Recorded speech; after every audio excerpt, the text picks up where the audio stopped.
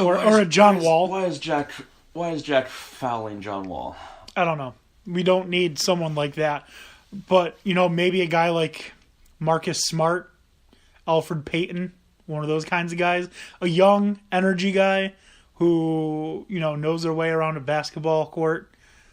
I think that's what the Knicks need. They don't need a big superstar. I'm perfectly fine with their quote-unquote big three being Tim Hardaway, Kristaps Porzingis, and Enes Kanter. I think that's pretty damn good. Yeah, certainly for the time being, it's a good group to build around. And are they calling it a technical? Besides, or a flagrant? I think that might have been the tech on Hornacek. Maybe. I didn't see Jack react, so I don't know. Well, he keeps his head pretty well. Yeah. Well, we can check the stats in a minute. Oh, it might be on Courtney Lee because they're showing him a lot. Yeah, it is. Courtney Lee, technical foul. Yeah. There we go.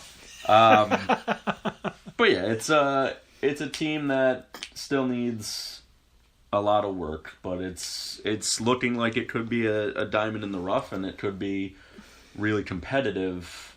I don't think next year, but the year following, I think that's when the steam is really going to start building, and the Knicks are going to really start showing if they have it. I think it's funny that I agree with you. I think the Knicks are on their way up. I find it funny that all around the same time frame, the Knicks, Celtics, and Lakers are all rising. Well, the Celtics are, I think, in my opinion, are pretty much there. They have everything that they really need except for injuries. They've got draft picks still. They've got the contract room. They've got so many pieces. It's just smart front office. Yeah, they look perfectly primed to be another dynasty. As much as I hate that, they really do. The Lakers do look like, they're on the up and up. Same with the Sixers. I think those are going to be some really fun rivalries to look forward to over the next few years, because the Cavs are going to fade. The Golden Warriors State is are eventually going to fade. They're starting to. They're probably going to win the ship this year. After that, I don't think, unless people really start taking big pay cuts to play for them, which could still happen. It's a thing, but they're going to need to pay players more than they can afford to keep on. And KD and LeBron are both getting up there. Eventually, they'll start to show. Yeah, and they are, I think, showing a little bit of signs that they're a little bit past their prime. They're still fantastic players. So then let me ask you. The Big Four in Golden State, if you're the general manager, you can only keep 3. Who do you keep? Durant, or who do you get rid of? Durant, Klay Thompson, Steph Curry, or Draymond Green? Tough, right? It is very tough. There's one player that I think of those that they need to keep. I think that's Draymond. Draymond Green. And I would say Steph. I would say Steph and Draymond are essential. I would prefer KD over Klay, but there are arguments the other way. Klay would be cheaper. I don't know. I think his next contract, he's going to want to be up there. He's not going to get Durant money. He's good, but he's not. I don't think he's a superstar. I think he's going to point on the cusp of all-star and surrounded by superstars. He's going to point to his 60 points in 3 quarters performance as to why he deserves the money. Because at any time he can do that. He is half of the Splash Brothers. Without Steph Curry, he's just a splash. Yeah, but if he's just there and he doesn't have that team around him, is he nearly as effective when he's, fully D'd up or facing double teams? The Knicks are now down by 17 points. They went from 2-point difference just 6 minutes ago, to 17. Yeah, they've not started out well in the second half. No. And I blame Joakim Noah. Oh, KP looks like he's broken there. Well, I mean, he's not a great perimeter defender. You don't really want him covering Bradley Beal I don't want him on the outside. But yeah, all right. Let's move on to something else. A little depressed over the Knicks? Nah, I'm actually more optimistic than I thought I would be this season. All right. So, you know what's next, right? It's our 2017-2018 NBA MVP update. In order to be an MVP, you have to have a good support system. Clearly, Lonzo Ball has just that. LeVar Ball has announced that after his other sons, LiAngelo and LaMelo, have finished playing basketball in Lithuania, that they desire to play for the Lakers with their big brother Lonzo. He is such a transcendent player that his own family wants to play alongside him. How many other people in the NBA say that? Brooke and Robin Lopez, they don't want to play together. Otherwise, they'd be on the same team right now. Am I right? I don't know. I don't know if they played together in college. Well, yeah, they went to Stanford, and now they're broken up. Yeah. Steph and Seth Curry don't want to play together. Probably because Seth is a little jealous. Yeah. He's like, I'm the one that went to Duke. It's tough to compete with when your brother all of a sudden, I don't know, just becomes Super Saiyan. I think because Steph, it seemed like a pretty sudden transformation. He was in the lead for a few years and he was good, but I don't think anyone thought he was all that crazy. And then all of a sudden he's like 26, 27 and just starts going off. I think the coaches are like, listen, I don't want you trying all this stuff. Just stand at the wing and shoot the three. I think he just, I don't know. He just took like every offseason and just was like, all right, I'm in a basketball court. Let's just throw 100 balls onto the court in random locations and we'll shoot from everywhere. Now he's really good at it. Yeah.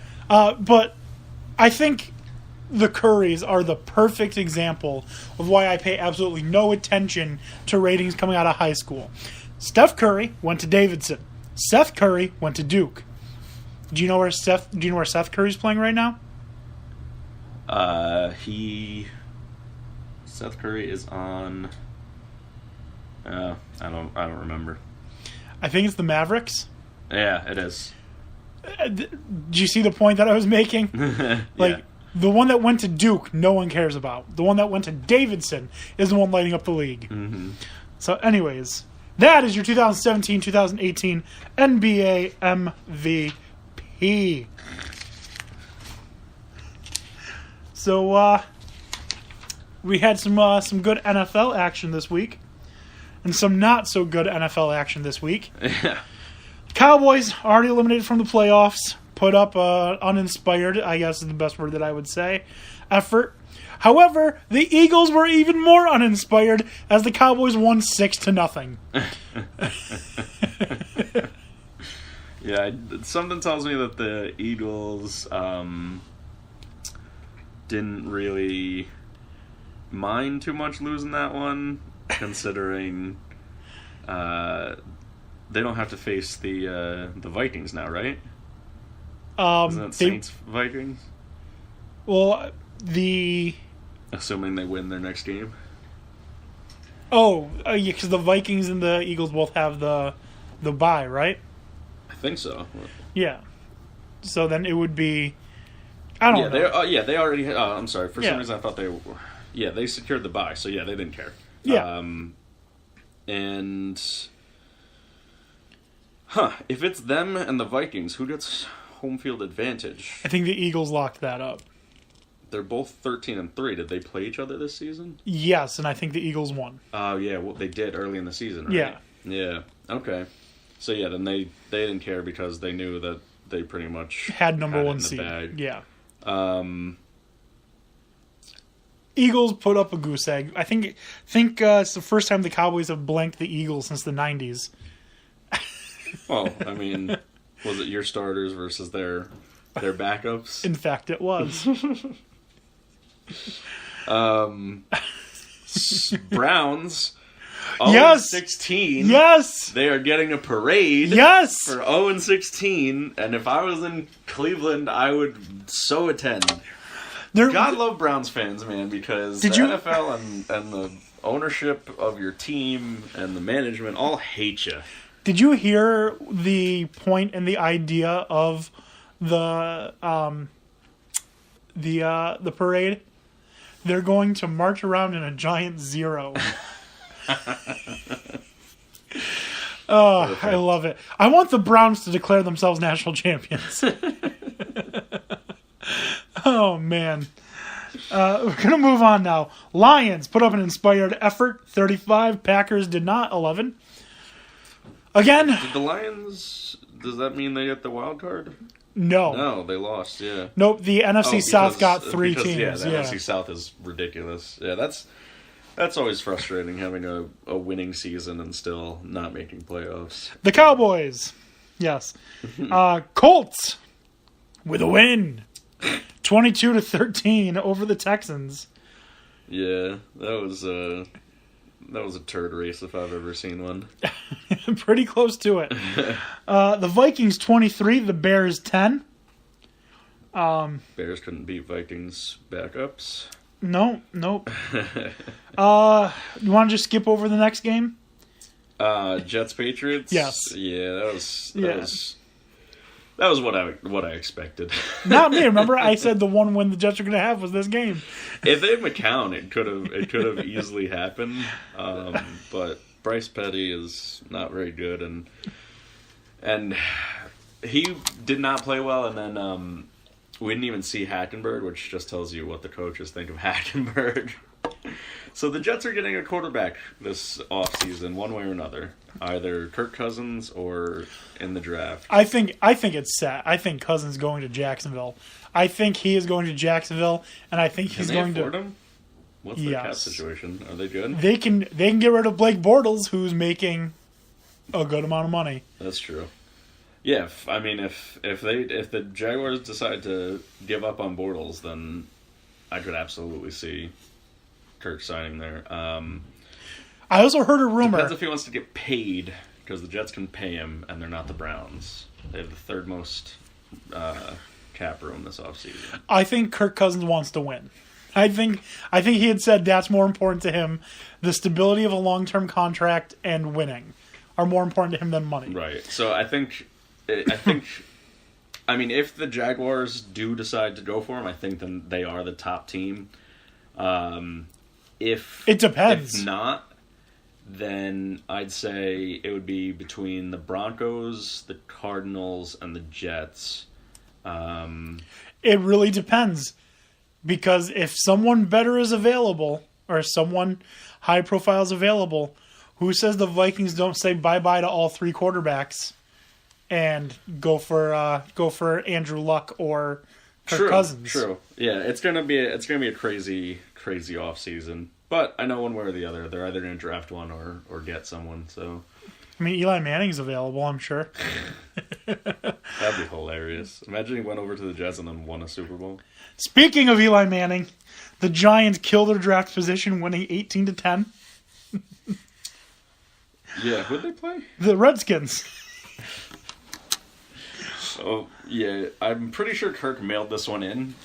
He was like, let's see, last game, meaningless. Even though it's a division rival, it's meaningless. I can either play hard and possibly get hurt, or I can see the biggest payday of my lifetime and become the highest paid player in the league. Tough choice there. Tough choice. Tough choice. Securing the 0-16 record, the Steelers 28, Browns 24. You know what, though? The Browns have been in almost every game. They have been. They are also getting a new quarterback next season. I think they literally might be, if I'm a quarterback, one of the jobs I want. I mean, especially if you're a quarterback with an ego. They've quietly been getting some solid pieces, and now they've got the God, Josh Gordon back. I was going to say, who doesn't want to throw to Josh Gordon? Exactly. If you can throw a semi-decent ball, which Kaiser cannot, I could freaking play over Kaiser. Think about this. Think about this. The Browns